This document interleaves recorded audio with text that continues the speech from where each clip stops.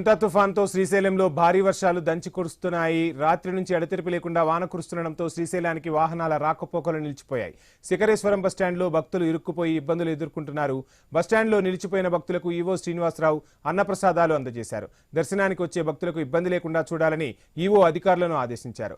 ఇక శ్రీశైలం వద్ద ఉన్న తాజా పరిస్థితిని మా ప్రతినిధి ధరణి కిషోర్ అందిస్తారు. ధరణి కిషోర్, మొత్తంగా చూస్తున్నాం బస్టాండ్ మొత్తం కూడా పూర్తిగా జలమయమైనట్టు తెలుస్తుంది. ప్రయాణికులు తీవ్ర ఇబ్బందులు ఎదుర్కొంటున్నట్లుగా కూడా సమాచారం అందుతోంది.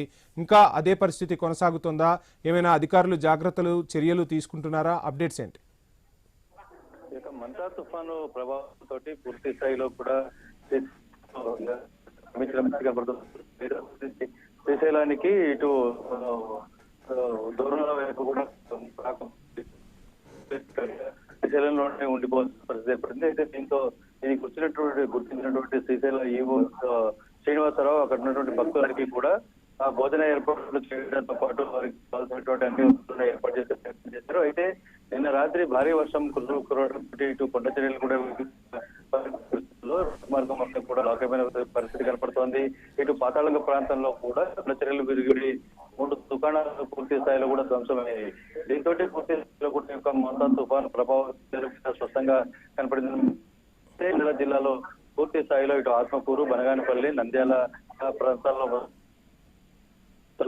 ఈ నేపథ్యంలోనే పరివాహక ప్రాంతాలకు సంబంధించినటువంటి వాగులు, వంకలన్నీ కూడా పొంగిపోతున్న నేపథ్యంలో కొంతమందిని సురక్షిత ప్రాంతాలకు తరలించి వారికి షెల్టర్లు ఏర్పాటు చేశారు.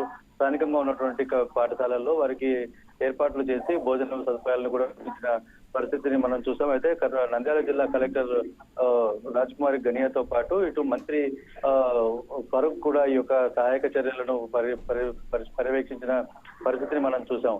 అయితే మొత్తంగా కూడా నిన్న నుంచి కూడా కురుస్తున్నటువంటి భారీ వర్షాల నేపథ్యంలో ఈ యొక్క నంద్యాల జిల్లా మొత్తంగా కూడా పూర్తి స్థాయిలో కూడా effect. Thank you Kishore. Nagar Kurnool జిల్లాలో వర్షం జోరుగా కురుస్తోంది.